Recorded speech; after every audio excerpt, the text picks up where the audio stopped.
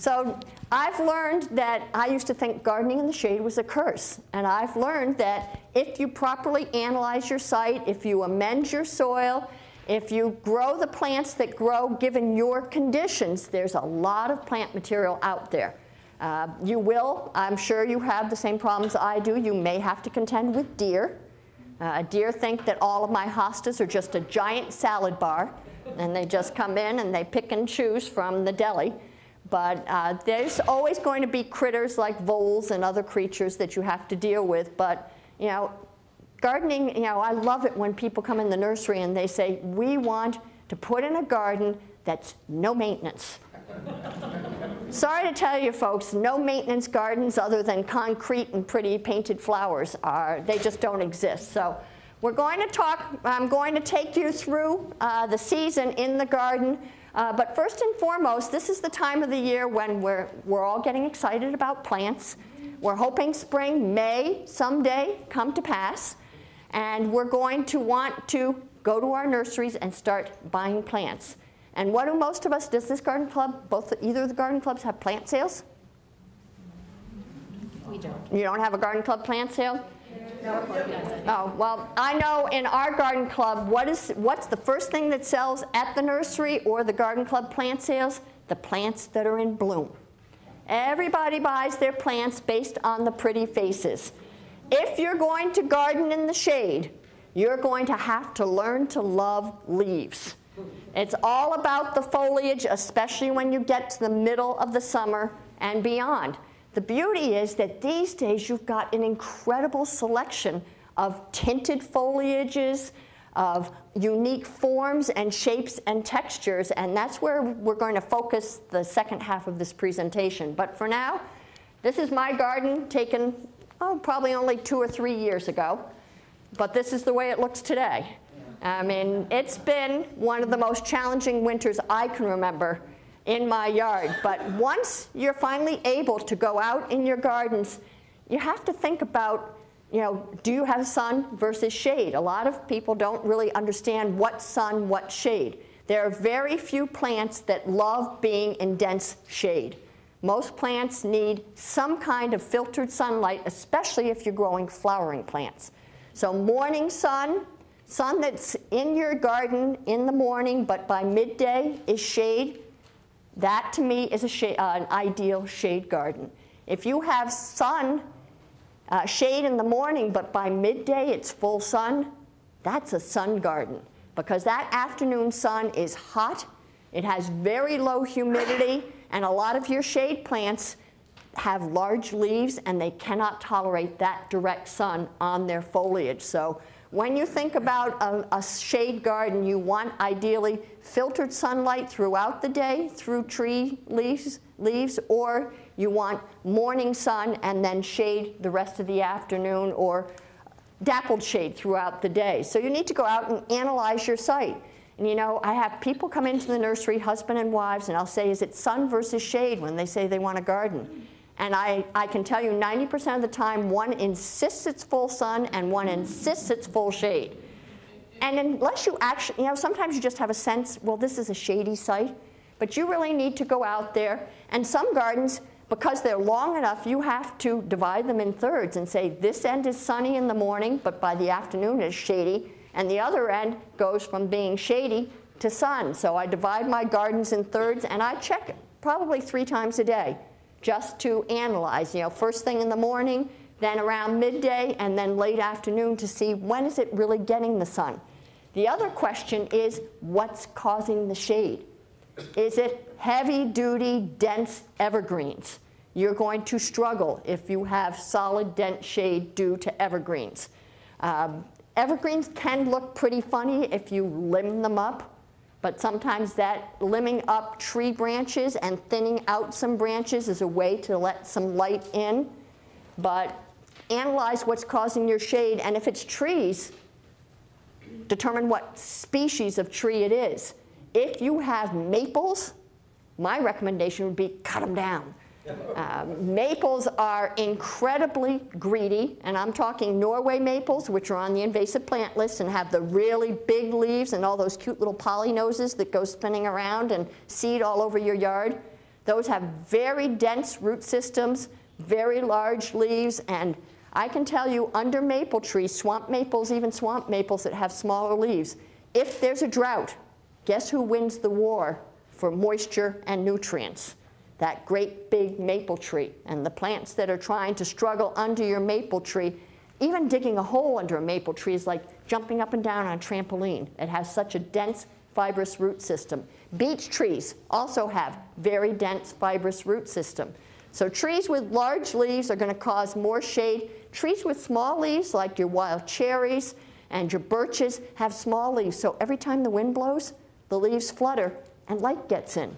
So a lot depends. If it's the side of your house, there's not a whole lot you can do about moving that or trimming it in any way. So, but light reflects off your house. So if it's a light-colored house, you're getting some additional light. So go out, analyze what's causing your shade, analyze your soil. Most shade-loving plants tend to be woodland flora by nature. And what do you think of with woodlands? The trees fall off the leaves, they break down, they're organic, they're peaty. You want to add as much organic material to your soil as you possibly can. And you can't just do it once. After 2 or 3 years, it's gone. The plants use it up. It breaks down. All that good bacteria in the soil breaks it down. You need to keep amending it. I hope none of you ever, I don't know whether you have town transfer stations or services, but you should never throw away your leaves. You should shred them and compost them. Use them as mulch instead of bark mulch. They make a wonderful summer mulch, and they break down and amend your soil with organic matter, as bark mulch does too, but always keep adding that organic matter. So we're going to talk about some of my favorite shade plants, and we're going to do this chronologically, but we're going to start off with the woody plants. And this is a tree which in most years would be in full bloom right now.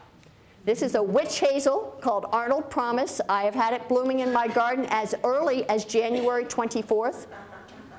This year it's struggling to open because of all the cold, but normally by Valentine's Day it's in full bloom. It was developed at the Art Arboretum. It's usually sold as a multi-stemmed shrub, but I trained it. I got it as a sapling this big. It's now about 25 feet tall, but I trained it into a tree. But it blooms for 8 weeks. It's fragrant. It's got beautiful foliage that's attractive in all seasons. You know, everybody loves forsythia, but as far as I'm concerned, forsythia is a thug. It's a suckering shrub that roots down and rambles everywhere, and it's pretty when it blooms, but that's one of its only saving graces. So, think about growing. To see something blooming in January or February, it's just awesome, and to have the fragrance and 8 weeks of bloom, but most people don't even know it because it's finished blooming by the time we finally go to the nurseries. And all you see is foliage. So there's other colors. There's red ones, and there's the red one is called Diane. There's also one called Ruby Glow, and there's also one that's copper colored called Jelena. But lots of witch hazels out there that you can grow in your gardens that will do best in a little bit of shade. This is also, that was a Chinese or Japanese witch hazel. This is actually a native plant. Native in that it lives in the USA, in the mountains. This is called Fothergilla. Fothergilla has these, if you're going to the Boston Flower Show this week, and don't we all need, I can't wait to go. I'm hoping to go tomorrow, even though the weather's supposed to be miserable, but the Boston Flower Show always seems to have Fothergilla in bloom, and it has these wonderful bottle brush-like blooms early in the spring that are honey-scented. It has pretty little corrugated foliage, and this happens to be a blue-leafed variety called Blue Shadows. So this is Fothergilla Blue Shadows, which is this lovely blue. And then in the fall, when the leaves start to change color, the leaves on this plant turn red, yellow, and orange. So it's truly a shrub for all seasons. It is a suckering shrub that gradually expands. There are some that only grow 2 feet tall, and then there's some that grow about 5 or 6 feet tall. So they're different species. But it's a great shrub. I highly recommend the book that I put at the very end of the handout called Michael Durr's Manual of Woody Plants. It is kind of the Bible. It isn't a book that most of us go out and buy because it costs about 80 bucks. But it is probably available at the library. If it isn't, they ought to add it. And you know, don't believe labels on plant material at nurseries. They lie. And I work at a garden center, and I get very frustrated because, you know, you really need to know how big is a woody plant going to grow in your yard. And I've planted a lot of things that were only supposed to grow 4 feet tall that were cut down when they were 18 feet tall. So they tell you what they think you want the plant to do rather than the... It's not on there? Oh, that's my flowering trees and shrubs. I'm sorry. I gave that lecture last night, and I'm getting confused. All right, but it's it's by Michael Durr, D-I-R-R, and it's a manual of woody plants, and it's a major volume, but it's an awesome, awesome reference to find out what trees and shrubs are really going to do. That's why I'm confused. I did that yesterday. Another native plant. This is a red bud. Red buds are native a little bit south of here, starting maybe in New Jersey, but it's hardy around here.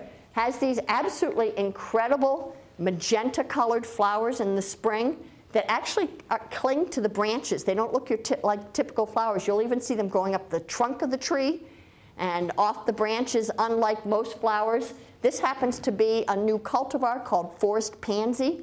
The species has green leaves, but this one has gorgeous purple leaves. And there's also ones with gold leaves, and there's ones that are weeping trees, and there also is one that has variegated foliage. So lots of red buds out there. Their native habitat is as an understory tree in forests. So the place they would be happiest is getting some light shade. But they will grow in the sun here in New England. Our American dogwood, also a native tree that grows in woodland areas. So it's happiest in a little bit of shade. They do suffer from anthracnose. And I think part of the reason is they get stressed because everybody grows them in the full sun. They'd be happier in a moisture-retentive but well-drained soil in partial shade. And all different colors, pinks and reds and whites. They have wonderful red fruits in the fall that the birds eat instantly. They have this beautiful architecture, this horizontal branching when they aren't in bloom that you can see in the winter. And then they turn bright red in the fall. So again, a tree, I like to buy trees and shrubs that give you interest in many seasons rather than that 10-minute flower production early in the spring. This is a Coosa dogwood that blooms after the foliage comes out, blooms a little bit later, doesn't get anthracnose, but it's more vase-shaped instead of horizontally branched and covered with starry-shaped white or pink flowers. And it has these lovely little red fruits that look a little like raspberries.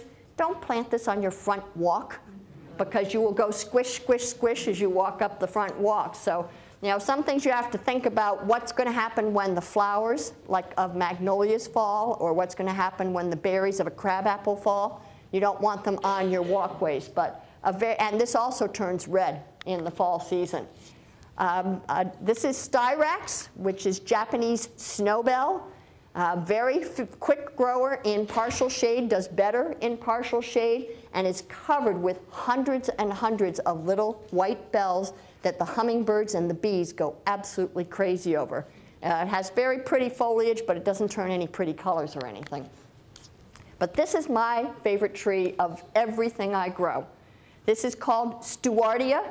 It is a slow-growing tree that the flowers look like camellias, so its botanical name actually is Stewartia pseudo-camellia. It doesn't usually bloom until the end of June or around July 4th, so it's giving you bloom much later than most of your spring blooming flowers. It turns this shocking shade of orange and red in the fall, but what I love most is this absolutely spectacular bark. It peels in great big layers and comes off, and when it comes off, it's silver, it's beige, it's all different colors, and after it peels off, it's soft as a baby's bum. I go out all winter and I go out and pat the bark because it just feels so nice. Very pretty branching structure, plus I've never seen a bug on it.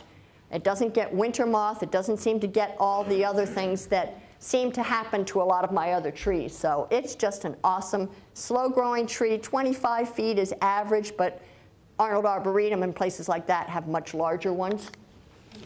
Your hollies will tolerate a lot of shade. Obviously, our native hollies grow in our woods. This is one of the blue hollies, and you do need female to get red berries, but you need a male somewhere in the vicinity to pollinate the female. But hollies are quite shade tolerant, but the deer love them.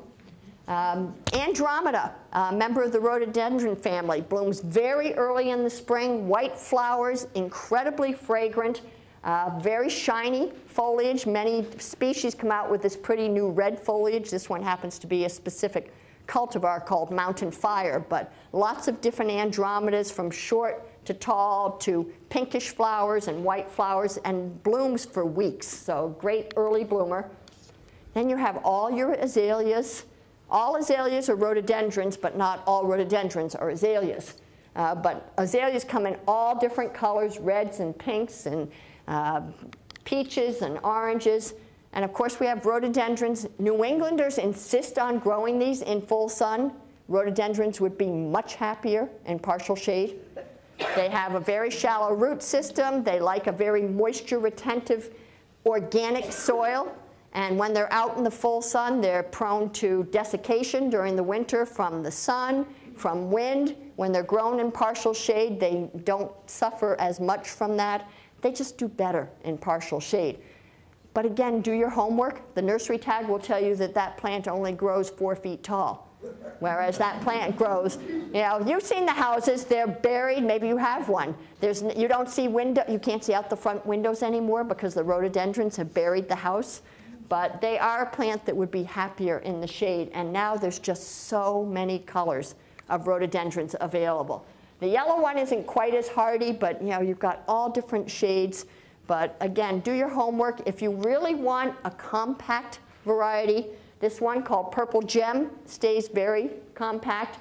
But these are my favorites. These are the Yacusamanum rhododendrons, yaks for short. If you go to a nursery that knows anything like Briggs and say you're looking for yak rhododendrons, they'll know right away what you mean. The upper level of the leaf almost looks like it's covered with fuzz when the new leaves come out. And the underside of the leaf feels and looks like a suede glove. It's soft, it's fuzzy. This is called indimentum, and you can pick off a leaf. I walk around my yard with a leaf all the time, just rubbing the underside of the leaf.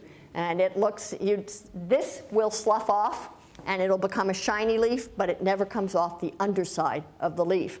This one is 16 years old. It's still only this tall, and it has never been pruned.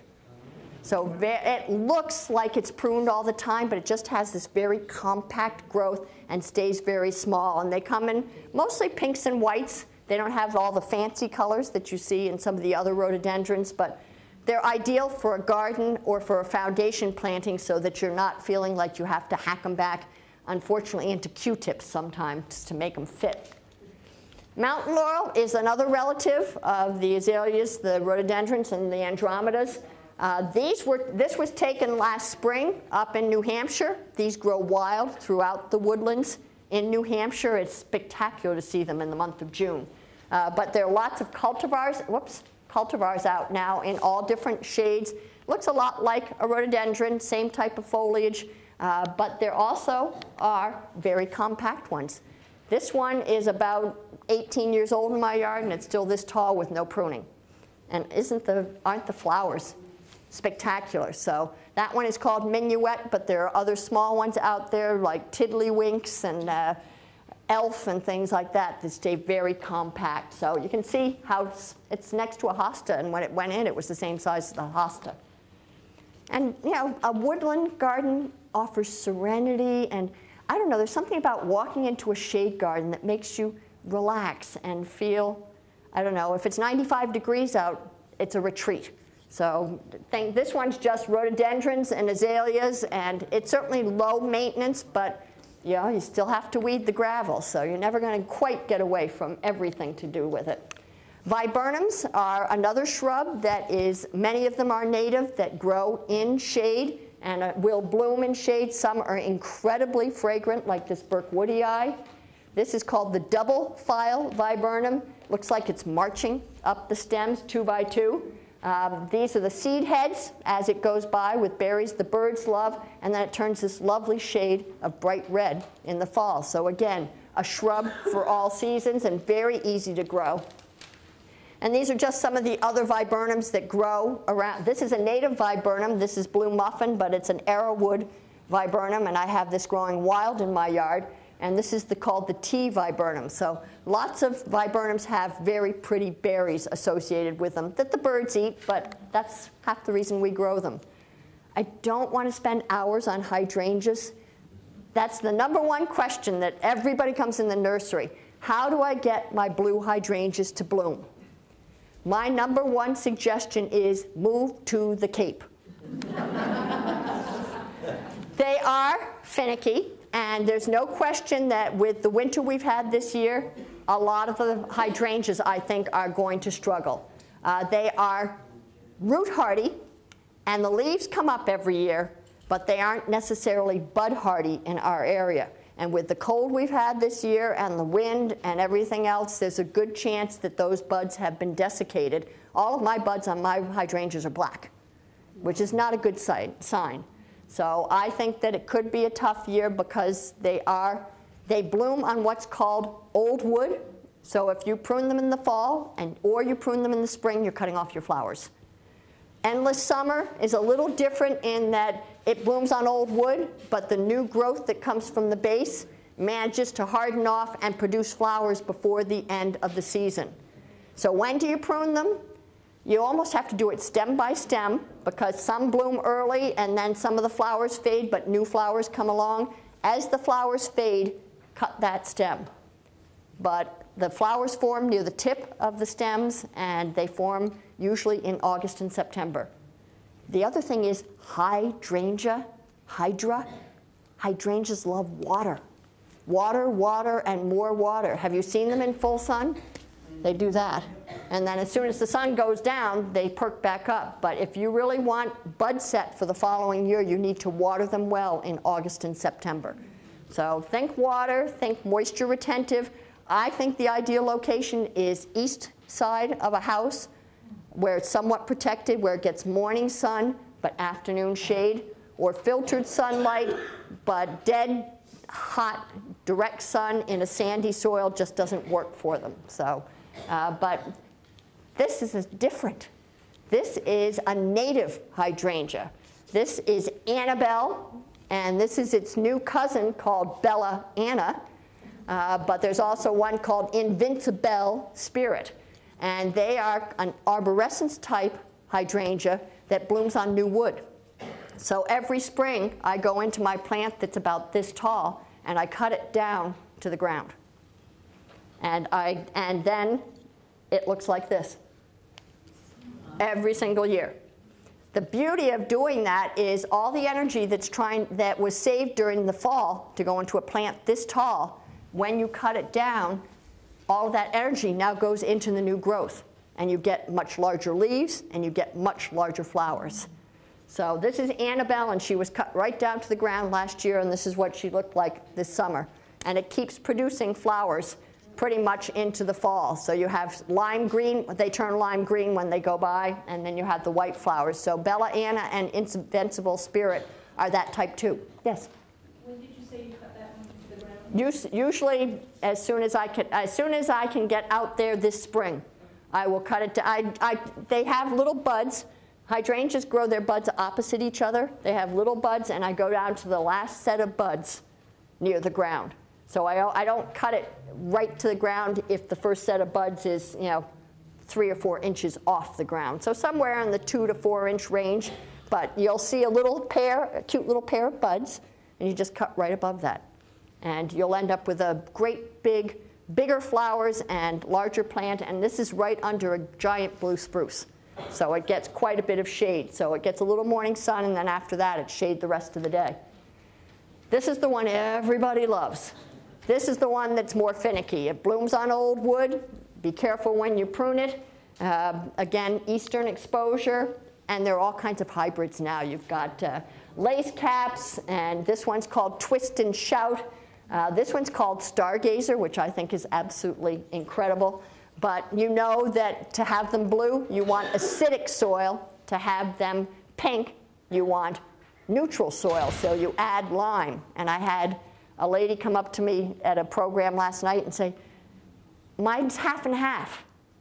And I said, well, is one side close to your lawn? She said, oh, yes. And I said, and did you lime your lawn? And she said, yes. And I said, that's why half of it is pink and half of it is blue. So lime makes it pink, and acidic soil, you can add ammonium sulfate, or there's other things out there, but acidic soil, which is our normal pH, is going to make them bluer. And some are better as purples. This is another native hydrangea, which I prefer to the blue and the pink ones. This is the oak leaf hydrangea. And it grows, maybe about this tall, suckering, it expands. It has these beautiful flowers in July, but look at that beautiful foliage. I mean, it just is, the other kind of hydrangea to me is pretty ugly. Flowers are the only good thing about it. Those ugly dead sticks. This one has sticks that look like, they peel like cinnamon sticks, and the tips of them look like orange-red deer antlers. They're soft and they're fuzzy, and they've got this orange indimentum on them that's really cool. So, think about the oak leaf as an alternative. And then you go into your PG hydrangeas, short for Pediculata grandiflora. This one is limelight. It's a new cultivar, incredibly vigorous, and really, really blooms and blooms. This one will take a little bit of shade, but this one will tolerate full sun. Your PG hydrangeas that bloom later in the summer bloom on new wood, so you can chop them back any height you want in the spring, but they bloom on new wood, so you're not taking off any of your flowers if you do that. Rose of Sharon, another one that's very shade tolerant and blooms from basically usually the end of June till September. And the hummingbirds absolutely love it. And there's lots of colors of the Rose of Sharon and different heights of those these days. Sweet pepper bush, another native plant that grows in our wetlands, very fragrant, good for bees, and has lovely shiny dark green foliage. Hummingbird is only about 4 feet tall, and then ruby spice is quite a bit taller, maybe about 5 to 6 feet tall. And we're off shrubs now. We're going to go on to spring blooming bulbs. And there are bulbs that actually do better in partial shade. Your tulips want sun. And a lot of your other plants, bulbs want sun. But your snowdrops, which people are telling me theirs are in bloom. I haven't seen mine yet because I'm still covered with snow in my yard. I have almost no sun, no bare ground yet. Scillas also will multiply almost like weeds in a shady garden. This is called Fritillaria meleagris, or the checker lily, and that naturalizes beautifully in damp shade. It really likes damp shade. And daffodils and narcissus, they're all very adaptable to partial shade. Drainage is more important for bulbs than sun versus shade. They do not like to be wet. They rot. Now we're going to move on to perennials, and that's my major focus of tonight is perennials. And if I could only, this has become my #1 favorite perennial. This is Helleborus, and it happens to be one called Jacob. And when I say it's my favorite perennial, I mean this variety. I bought this in 2008. I bought it in May, but I have a bad habit of buying more than I have time or places to plant, so I didn't plant it until October. And it started to bloom. And I was very upset because I thought I had upset it, and it was blooming at an unusual time. It bloomed from November to March. And since 2008, every single year it blooms from November to March or April. If there's snow on the ground, when the snow melts last year, when we had all that snow for a while, when the snow melted, there were 30 flowers in a bouquet on this plant in the spring. I bought one this year in December at the nursery I work at that was in full bloom in December. The ground was frozen. I left it in my garage. Every day I walk out through my garage and there's a bouquet of flowers on it. Yeah, it has about 250 plants in it right now. Trees, shrubs, perennials. And my husband won't give up his side of the garage, so I never get to park in the garage. But the other thing that's nice about the hellebores is the foliage is totally evergreen. It keeps its leaves all winter, very thick, leathery green leaves. These turn mauvey pink and then turn green. This is the Christmas rose, which does not bloom at Christmas, usually in March maybe, but this year I'm thinking April. But it also has these green leaves. This is another hellebore called the stinking hellebore. It doesn't really stink. But look at that beautiful evergreen foliage. Who cares if it blooms? It does bloom. The blooms are large, saucer-shaped chartreuse flowers, but sometimes known as the bear claw hellebore also. And then you have all these new hellebores out that are hybrids called the Lenten hellebores, and they come in all different colors and shapes. Most of these grow about 12 to 18 inches tall. If you just give them partial shade and a reasonably average organic soil, they're really easy. I mean, they say they're deer-proof. I would call them deer-resistant sometimes, but they, you know, if deer are hungry, they'll eat anything. But these, I mean, there are ones with freckles, pink freckles. There are lots of new doubles coming out. This one's called Blushing Bride. There are some that are lemon-colored with brown freckles, all different combinations. I mean, you can go nuts collecting these. And every year I've got clumps now this big, and they seed around my garden as well. So I just think they're terrific. The leaves in the spring sometimes look beaten up. So I go out with clippers before the flowers come up and cut off most of the old leaves. Then the flowers show better. Their biggest fault, especially the old ones, is the flowers often look down. So you have to get down on your hands and knees to take pictures of them. But many of the newer ones, like Jacob, are frontward facing and upward facing. So the newer cultivars are some of the best, but they just say spring. They bloom early, and they're evergreen, and they're easy. If you've never been to Garden in the Woods out in Framingham, that's the New England Wildflowers National their display garden. It is an absolute treat, especially in May. That's when most of the wildflowers really, most of our wildflowers bloom in deciduous, under deciduous trees. They bloom before the trees leaf out to take advantage of the sunlight, and then they're just foliage for the rest of the summer, and a lot of them just go completely dormant and disappear. So this is a bloodroot, which is a very native wildflower that you'd see at Garden in the Woods. This happens to be the double version of bloodroot. It is to die for. I had a clump about 5 feet wide, and then the voles came in and ate all of it. I don't have one single piece left of the double bloodroot. Do we all know what voles are? Not to be confused with moles.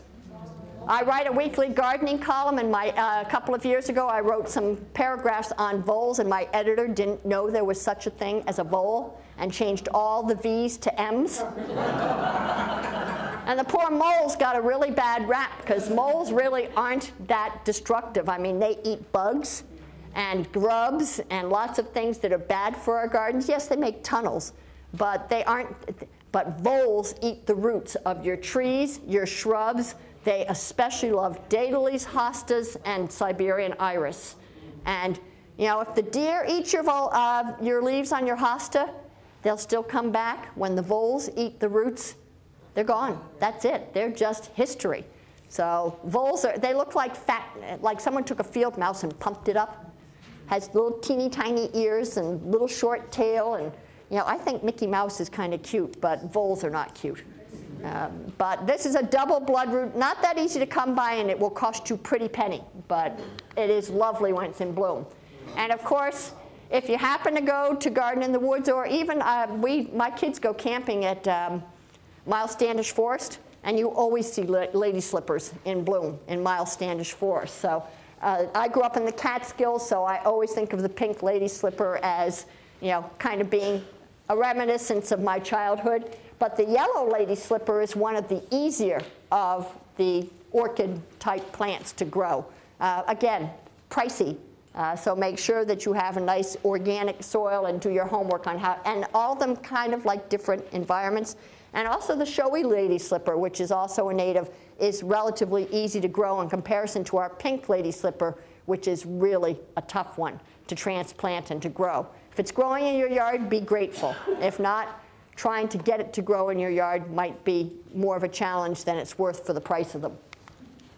But a wildflower that does great in our yards, no matter what kind of shade garden you have, is jack-in-the-pulpit.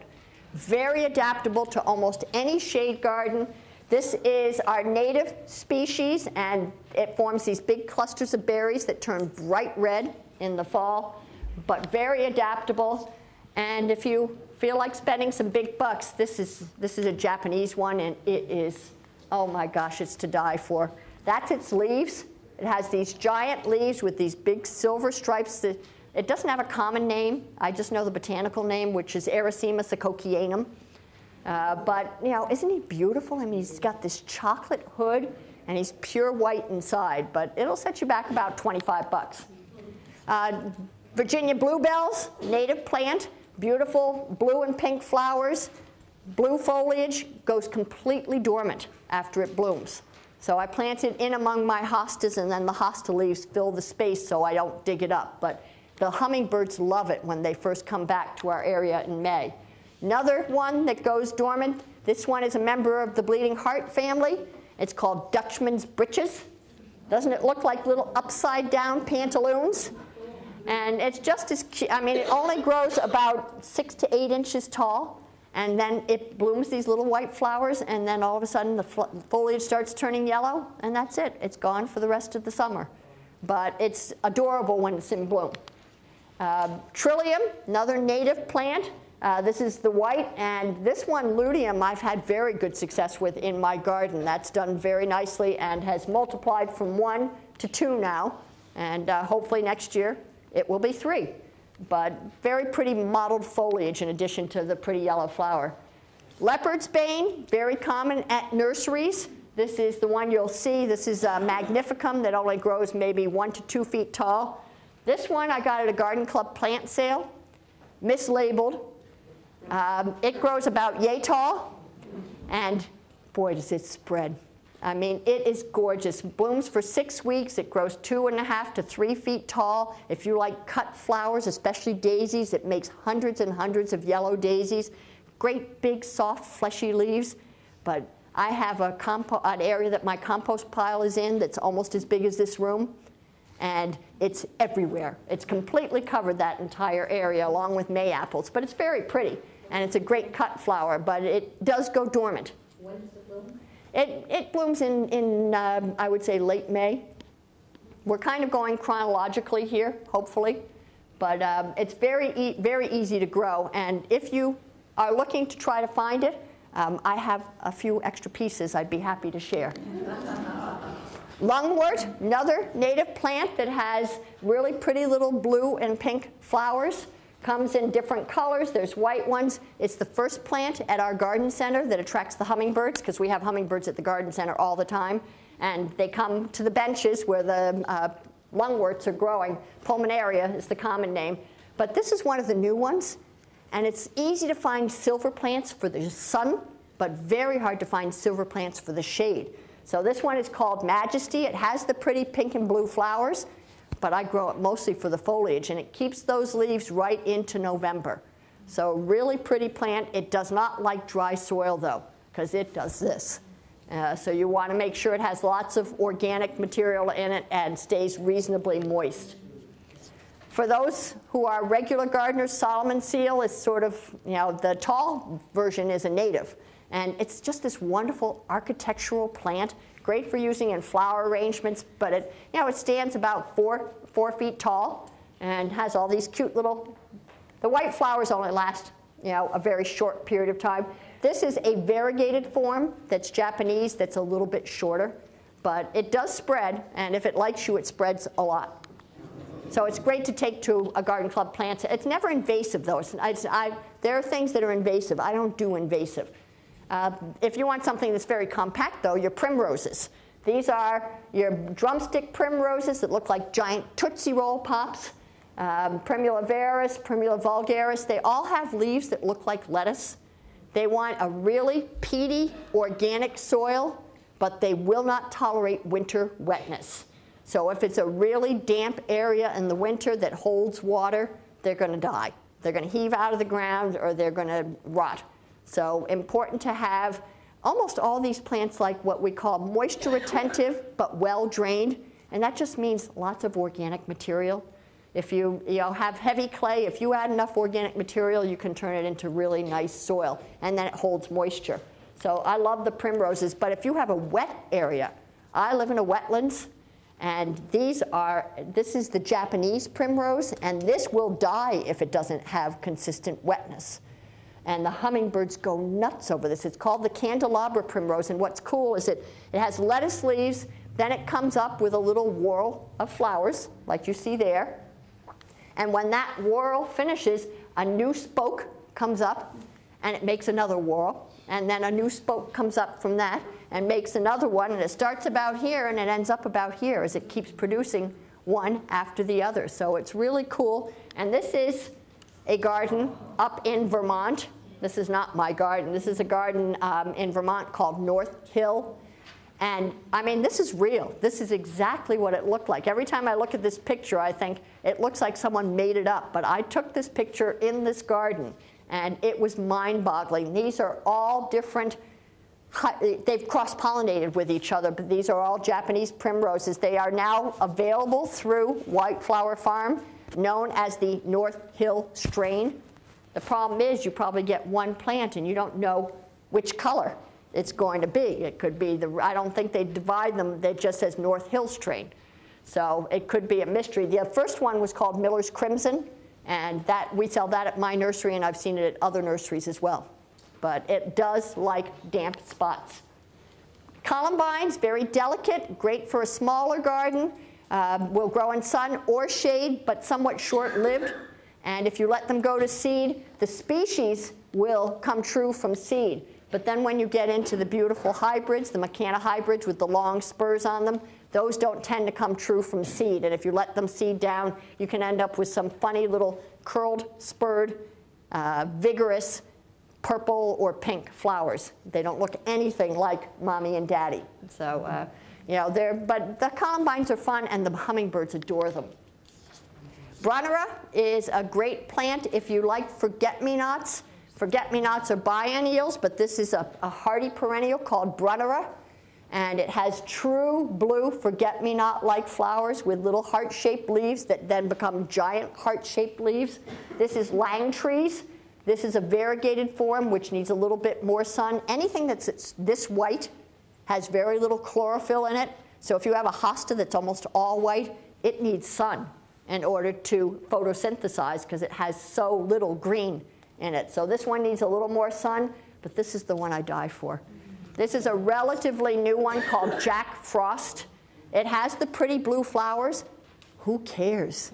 Look at that pretty, pretty foliage. For the shade garden, it's handsome. And its babies, which seed all over my garden, come true. So I have baby Jack Frosts all over the garden that I transplant around. So very handsome plant for the shade garden. There's an iris that loves the shade. This is a native iris called the dwarf crested iris that loves to be in the shade. It's one only grows about 4 inches tall. Doesn't bloom for very long, but it's pretty. It's a pretty little iris. You all know bleeding hearts, I'm sure. My #1 objection to them is they look really pretty when they bloom, and then about July, they go dormant. And they look really ugly. I mean, don't be afraid to take a head shears and whack them. And I always save a couple of coleus just to fill in the spaces because they disappear. And there's a new one called Gold Heart that's gold foliage and red stems and pink flowers. I don't like pink and gold foliage, so I grow it, but I don't like it. And then there's the white one. But what really does better for me are what we call the fringed bleeding hearts. These are much more compact. They only grow about 1 foot to 18 inches tall. And they bloom all summer long, on and off, and they don't go dormant. So much better plant and a nice textural plant to mix in with the hostas. This is goat's beard. This is a dwarf little goat's beard that only grows yay tall. It makes the most perfect mound. Looks like shiny dark green fern. You just want to go over and pat it because it's so cute. It does have a pretty little flower, but everyone who comes in the garden asks me what it is when it has no flowers on it. So it's a really cute little treasure with a real textural touch to it. And this is the tall goat's beard that stands about 4 to 5 feet tall. It's kind of like an astilbe on steroids. And it's got, you know, these fuzzy plumes, but it gives, there aren't that many tall back of the border plants for the shade garden. So this makes a great back of the border plant, and it's pretty durable. It will grow in dry shade or moist shade. This is the longest blooming perennial I grow in my yard. It blooms from May to frost without ever stopping. It's called Corydalus. I don't know that it has a common name. Even this, it's very delicate, but these yellow flowers can be seen completely across the garden. It seeds, if it either loves you or hates you. It happens to love me, and it seeds everywhere. There also is a white version, but it just keeps on blooming, and it's a member of the bleeding heart family. It has very delicate little foliage. You know, we've got all these little moundy plants. You need some architectural plants, and the foxgloves really fill the bill. They have these, you know, dramatic stems and these pretty flowers. Technically a biennial, but I find some come back year after year. And this is a friend's garden in Situate, which I think is a great example of garden design, as well as showing you that you don't have to have a lot of flowers to have a pretty garden.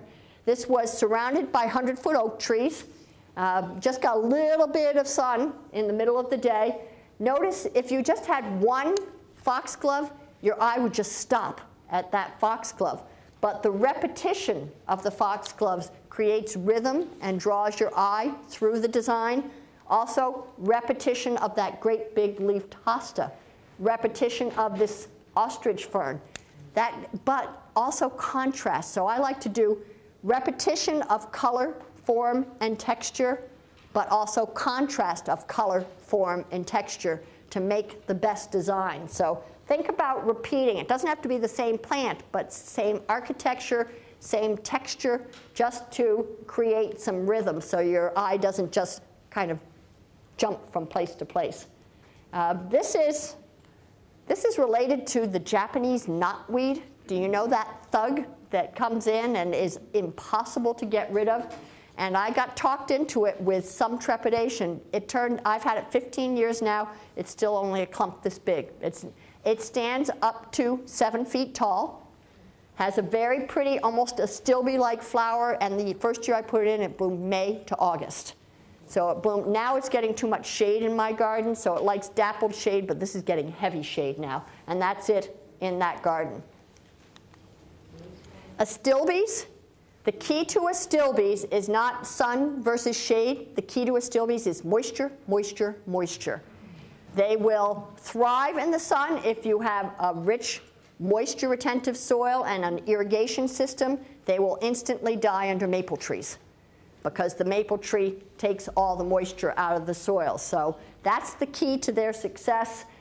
Beautiful foliage. The flowers don't last that long. I leave the flower heads on all winter. Sometimes it's the only thing I can see out in my garden during the winter months is the astilbe seed heads. And then I get babies all over the garden to transplant around. But really pretty colors, and some bloom in June, and some don't start blooming till August.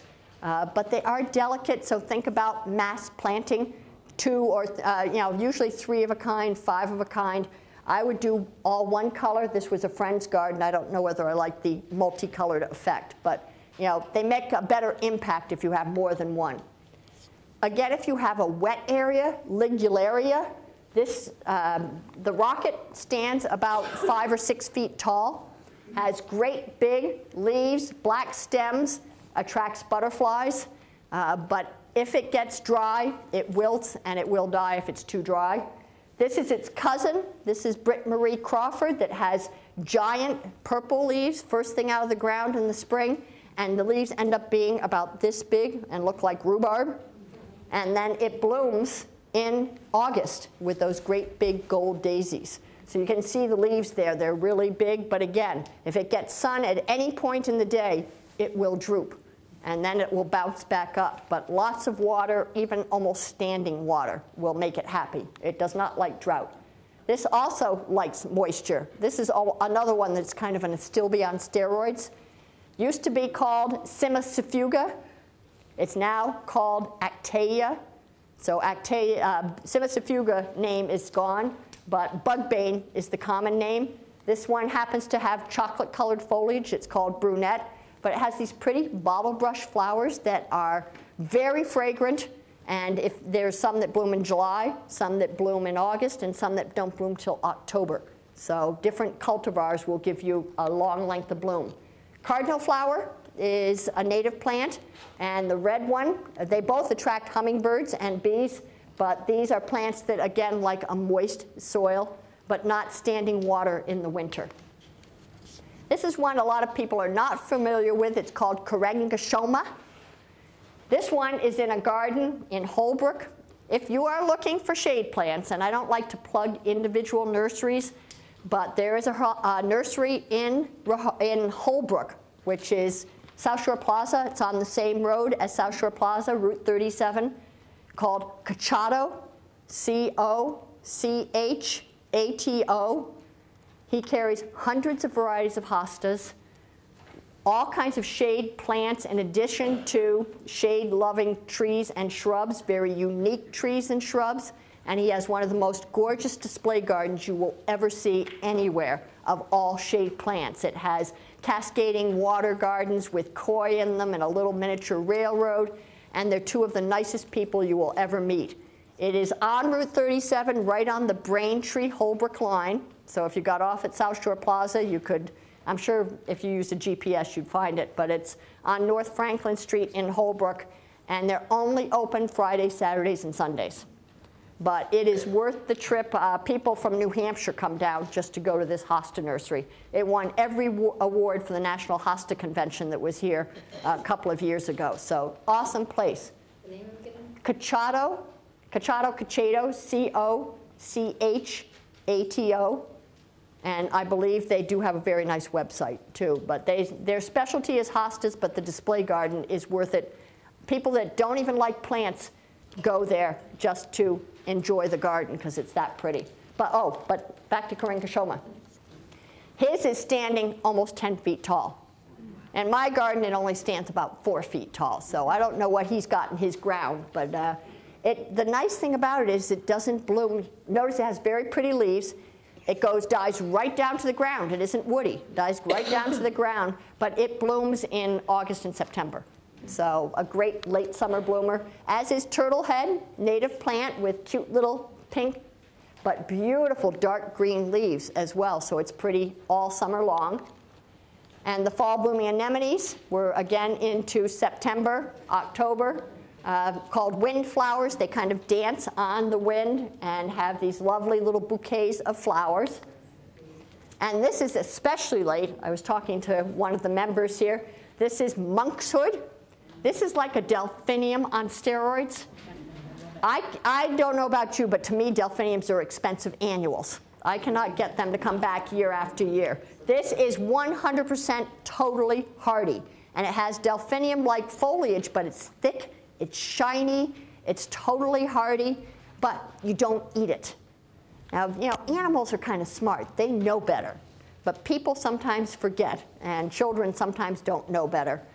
It is poisonous. So you'd have to consume quite a bit, but it is totally hardy. It'll grow in full sun as long as it's moisture retentive, but it does very well in part shade. Yes? It looks really nice with the Japanese and everything. Yeah, it's just a really pretty plant.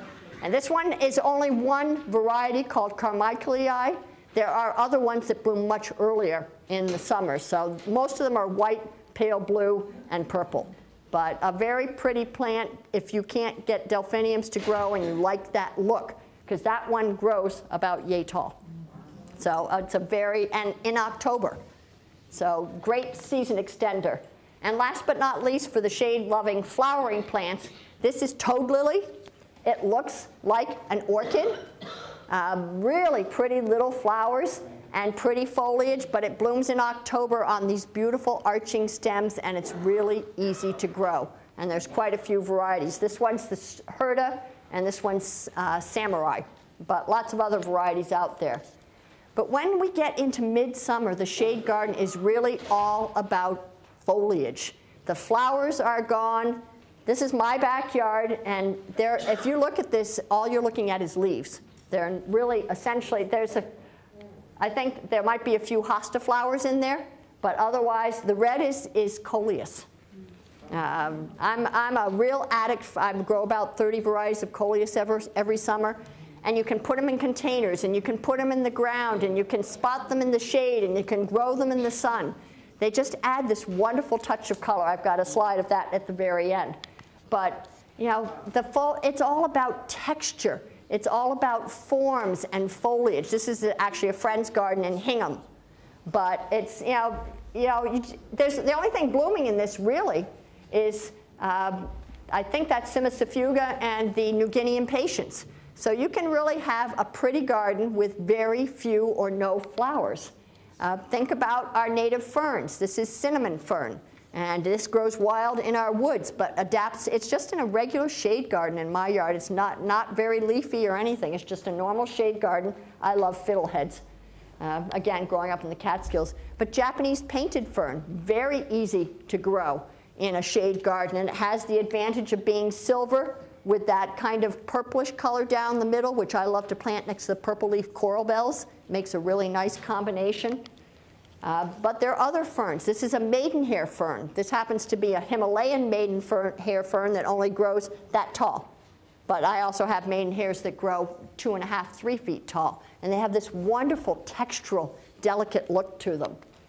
Lamium is a ground cover that only grows a couple of inches tall, that can weave its way around hostas and other plants and keeps its foliage sometimes right through the winter, depending on the kind of winter. Not this year, but it's got really pretty silver, or that's White Nancy with white flowers, Golden Anniversary multicolored, and this is a new one called Purple Dragon.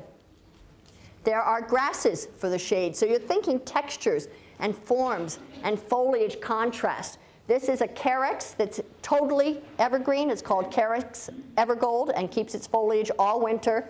Can look really beaten up, so I chop it down to a little mop early in the spring, and 2 weeks later, it's right back again. This is northern sea oats, which will grow in sun, but it also does very well in shade. Just get rid of those seeds in the fall, or you will have lots of them. I'll be taking about 30 of them to the Garden Club plant sale this year. This is my favorite of all. This is Japanese forest grass, Haconocloa macroaureola, if you like botanical names. But it starts off as a little lump, and as it expands, it has this cascading look to it, and every time the wind blows, it just gives you, everyone who comes in the garden, it just sways. It just gives you texture and motion. And that's a picture of it mixed in with ferns and hostas. No flowers blooming in this, but it's all about foliage color and texture. There's a purple leaf coral bell in there. That's an astilbe that hasn't bloomed yet. That's a very nice blue hosta called Northern Exposure. And this is a garden that used to be 100% full sun and now is full shade. And this is there's no flowers in this. You're looking at different colors of hostas. This is the Japanese forest grass, the Japanese painted ferns. Again, the red is coleus. But you can have, and this looks the same from May to September. And people come in and they just kind of stand there and they look at it and they say, wow. And it's all leaves. It's all about the foliage in the shade garden when you get beyond the early spring bloomers. This is another great ground cover for the shade. Sort of sits there for a while, but then starts taking off. This is European ginger. And this is a native ginger called Shuttleworthii that it grows in the mountains of Georgia. A little hard to come by, a little bit pricey, but I just love it. It's so pretty. Probably the least known and most underused perennial for the shade is epimedium. Epimedium, if you have maple trees, this will not only survive, it will thrive under maple trees. You've got to get it established the first year, and then it just multiplies, not aggressively, but they come in white, they come in pink, they come in purple. They have these pretty heart-shaped leaves that look really pretty even when they're not in bloom. They turn lovely colors. This is one of the orange ones. There are yellow ones. A lot of them keep their foliage into the winter, and sometimes all winter. It's just a really underused plant that should be used more. There are lavender flowered ones, all different shades of pink and red. And they grow from anywhere from 6 inches tall to about 2.5 feet tall, depending on the variety. So if you have maple trees, try epimedium, barrenwort. They're a really neat plant. And the coral bells. People have gone nuts hybridizing coral bells. This is the old original ones. The beauty of coral bells is they keep their foliage through the winter. They're evergreen. So if we don't have snow and the deer and the bunnies don't eat the leaves, then you have these pretty leaves through the winter months. And they've gone nuts. Some of them are good, some of them aren't so good. This was Palace Purple. That was the first one that came out. This is Silver Scrolls. You could do a whole food garden based on these. There's Chocolate Ruffles and Cherries Jubilee and Peach Flambé. This one happens to be Plum Pudding, which is one of my favorites. This is Lime Ricky, but there's also Key Lime Pie. But these two have a much larger, soft, fuzzy leaf. This is Citronelle and this is Caramel. And they seem to be a little bit more vigorous and hold up a little bit better. But it's just finding they want moisture retentive, but they won't take winter wetness.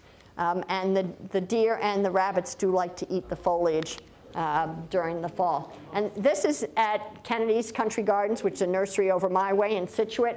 I mean, I walk in and I just have to own one of every one of them. I mean, they're all these pretty colors. Those are all just the coral bells that are very, they're pretty hardy. But they will heave out of the ground if it's too wet. This is a relative. This is a native, though. Actually, the coral bells are native as well. But this is Tiarella, and this one happens to be Spring Symphony. Notice it has blotches. It also keeps its foliage in the winter and often turns a very pretty shade of kind of peachy orange.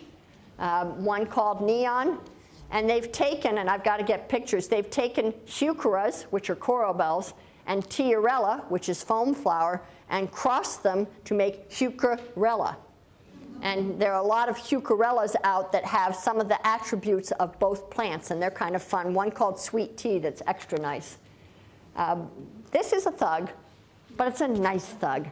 This seeds all over my garden. It's called Persicaria Painter's Palette, but it looks like a tropical houseplant. It's red, it's white. It grows these little seed heads that are bright red in October. They're the problem, though. They seed all over the place. So it's not a runner. It's something that you can dig up in clumps, and everybody who comes in the garden says, oh, I just love it. So I always save a couple hundred in the garden for them to dig up and take with them. But it comes with a warning label, and I tell them that. You're welcome to take it, but if you don't deadhead it, you're going to have more. But that's how I got it. In October, in a garden in Weston, a lady, I saw it in a woodland, and I said, that lives through the winter? Oh, yeah. She went over, grabbed one out of the ground, handed it to me, and now I have a few hundred. So, but it's the colors in it are just awesome. And, I used to laugh at my friend who said I should grow hosta. I said, you mean those ugly green and white things that people put up their front walk? And then I started getting shade. And then I started going to hosta. Daylily Society people are hosta society people, too, and they started giving me hostas. And I suddenly decided that hostas weren't just those little green and white plants anymore. This is one called Fire Island that has shocking yellow foliage, but the stems are deep dark red. So that's really pretty. This one feels and looks like seersucker leather. I mean, it is so tough. Unfortunately, its name is Tokudama Oreonebulosa. But it's on your handout, though, and it is the one, it gets more comments in my garden than any other hosta I grow. But that's its name. That's the only name it has. All kinds of variegation. Look at the form on this one. When you see it in the garden, it's like this beautiful vase. That one goes by Montana Oreomarginata. Then, you have all different forms coming out. This one's called Curly Fries. And I think it's just, as cute as it can be. And that one is probably the most popular hosta in the country. That's called June. The thing about blue hostas, if you go over to a blue hosta and you rub that blue leaf, that leaf will turn green. Because that blue color sits right on top of the leaf. It's called a glaucous layer. So if you rub that, and so what happens during the summer is rain and sun and wind erode that blue layer so that your blue hostas turn green by the end of the summer. So the more shade you can give a blue hosta, the longer it's going to stay blue. And if you see them at a hosta nursery where they have shade cloth, that protects them from the rain and the sun and everything. They're still beautifully blue in the fall, where all of our hostas have turned all green. So give them as much shade as you possibly can, and you will have them stay blue longer.